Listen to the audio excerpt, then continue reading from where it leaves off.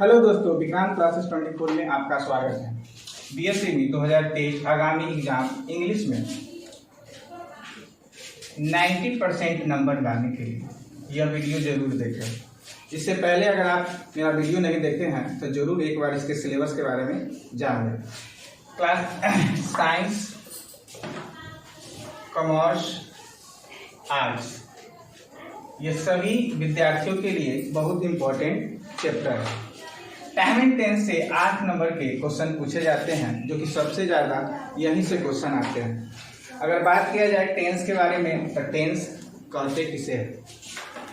A form of verb that shows if something happen in past, present और future. Tense मतलब हो गया काल। काल क्रिया का रूप है। काल क्रिया का रूप है जो यह दिखाती है कि क्या घटित हो रहा है। कुछ घटित हो रहा है, वह पास्ट में, प्रेजेंट में या फ्यूचर में। जैसे कि अगर हम बोले कि राम इज ईटिंग, राम खा रहा है, तो ये प्रेजेंट में घटित हो रहे हैं। उसी तरह हम बोलेंगे कि राम वाज ईटिंग, इससे यह पता चलेगा कि राम खा रहा था, ये पास्ट में घटित हो रहे हैं। उसी तरह हम बोले कि Ram will be eating, Ram खाएगा, मतलब कि यह फ्यूचर में घटित हो रहा है। तो कोई भी कार्य प्रेजेंट में, पास्ट में और फ्यूचर में जो घटित होते हैं उसे ही हम कहते हैं टेंस, मतलब काल। अगर देखा जाए तो टेंस को 3 भागों में बांटा गया है। There are 3 kinds of tense. एक हो गया प्रेजेंट टेंस, जिसको बोला जाता है वर्तमान काल, वर्तमान काल। उसी तरह पास्ट टेंस, जिसे बोला जाता है भूतकाल। उसी तरह फ्यूचर टेंस, जिसे बोला जाता है भविष्यत काल, भविष्यत। प्रेजेंट टेंस, पास्ट टेंस और फ्यूचर टेंस। अगर देखा जाए तो प्रत्येक टेंस के 4 भेद होते हैं।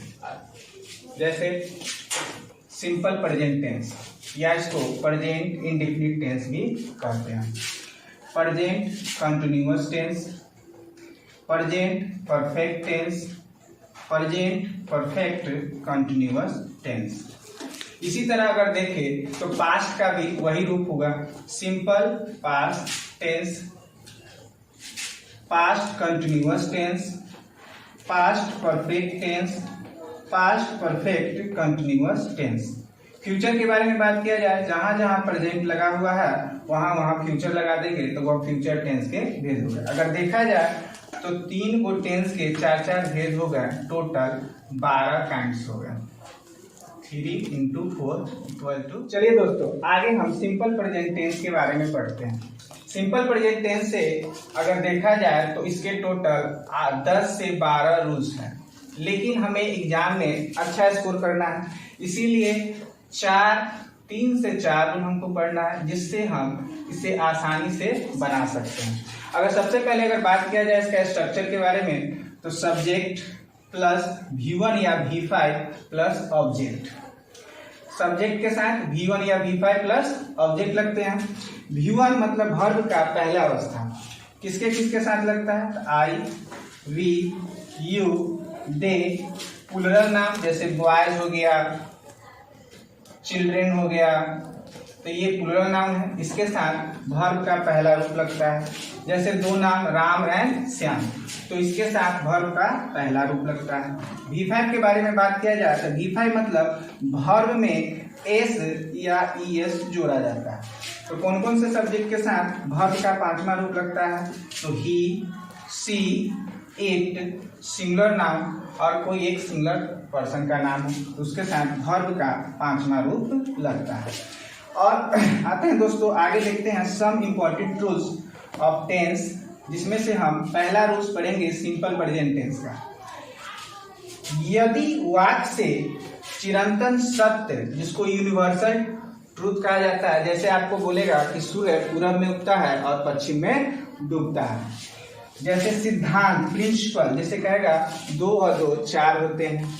अस्थायी कार्य व्यापार का बोध, जिसको परमानेंट एक्टिविटीज कहा जाता है, का बोध कराने के लिए सिंपल प्रेजेंट टेंस का प्रयोग करते हैं, या सिंपल प्रेजेंट टेंस का यह वाक्य होता है। चलिए अब इसके एग्जाम्पल पे बात करते हैं। The sun rises in the east, इसका अर्थ हुआ कि सूर्य पूर्व से निकलता है, पूर्व में से निकलता है। इसका मतलब क्या हुआ कि यह यूनिवर्सल ट्रूथ, चिरंतन सत्य है। तो देख रहे हैं इसमें सिंपल प्रेजेंट टेंस का प्रयोग हुआ है, इसमें वर्ब का 5वां रूप लगा है, V5 लगा हुआ है। उसके बाद the earth moves round the sun, मतलब पृथ्वी सूर्य की परिक्रमा करती है या चारों ओर घूमती है। उसी तरह ऑयल्स फ्लोट्स ऑन वाटर, तेल पानी पर तैरता है। फ्लोट्स का मतलब होता है तैरना। तो देख रहे हैं कि वर्ब का 5वां रूप इसमें भी हुआ है, मूव्स इसमें भी वर्ब का 5वां रूप, इसमें भी 5वां रूप। इसका मतलब V1 या V5 का प्रयोग होते जा रहा है। उसके बाद देखते हैं 2 and 2 is 4, मतलब 2 और 2 4 होते हैं। ये प्रिंसिपल है। क्या है? प्रिंसिपल का मतलब हो गया यहाँ सिद्धांत। अधिकांश बच्चे देखेंगे कि 2 and 2 आर होना चाहिए, लेकिन नहीं, जब सिद्धांत हो तो सिंपल प्रेजेंट टेंस का प्रयोग होता है और इसमें सिंगुलर वर्ब का प्रयोग होता है, अर्थात वर्ब का 5वां रूप इसमें रहेगा। उसी तरह अगर हम रूल्स 2 के बारे में बात करें कि यदि वाक्य से नियमित, जिसको रेगुलर बोला जाता है, अभ्यासगत हैबिचुअल, बार बार होने वाले, जिसको रिपीटेड बोला जाता है, तथा सामान्य यूजुअल कार्य व्यापार की अभिव्यक्ति के लिए इस टेंस का प्रयोग किया जाता है। चलिए अब इसके एग्जाम्पल के बारे में बात किया जाए। जैसे रेगुलर नियमित वर्क करने वाले, जैसे I get up every day at 5 o'clock, मैं प्रत्येक दिन 5 बजे उठता हूँ। गेट अप मतलब उठना या जगना होता है। उसी तरह अभ्यासगत के बारे में बात किया जाए तो आई नेवर टेल ए लाई, मैं कभी झूठ नहीं बोलता हूँ। अब रूल नंबर 3 के बारे में बात करते हैं।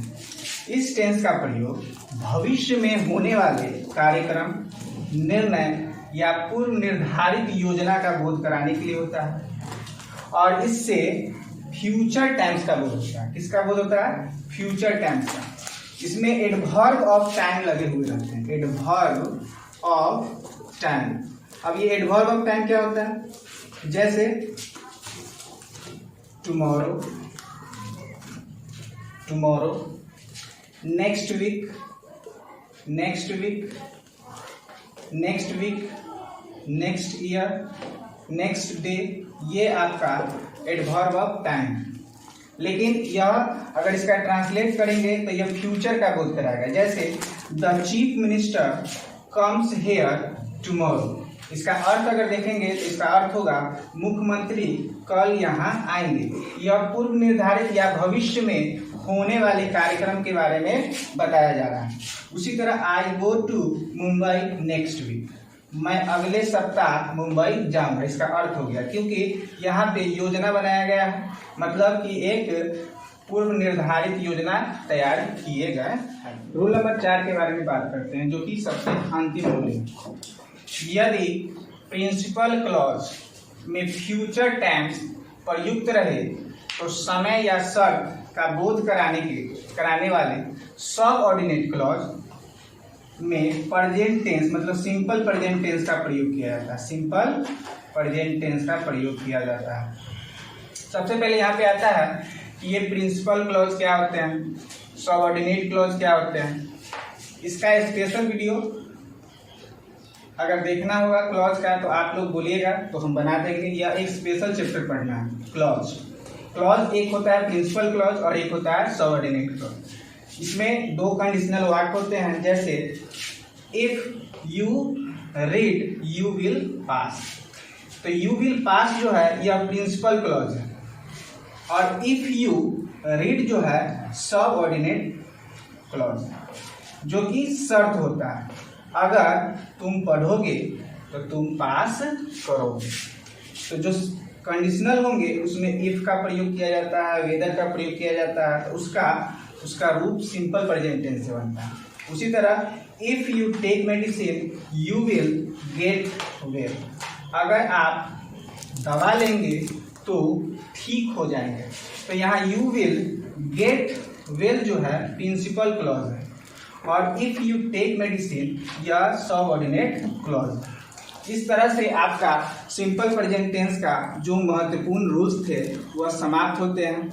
अगर आप ये चारों रूल्स को अच्छी तरीके से देख लें तो इससे आपको 2 से 3 नंबर सिंपल प्रेजेंट टेंस से हो जाएंगे। अगर आपको यह वीडियो पसंद आए तो लाइक करें, शेयर करें, सब्सक्राइब करें, और इसी तरह के वीडियो देखने के लिए चैनल को सब्सक्राइब करें, लाइक करें और ज़्यादा से ज़्यादा लोगों के बीच शेयर करें। Thank you. जय हिंद। अगले वीडियो में फिर मिलते हैं दोस्तों।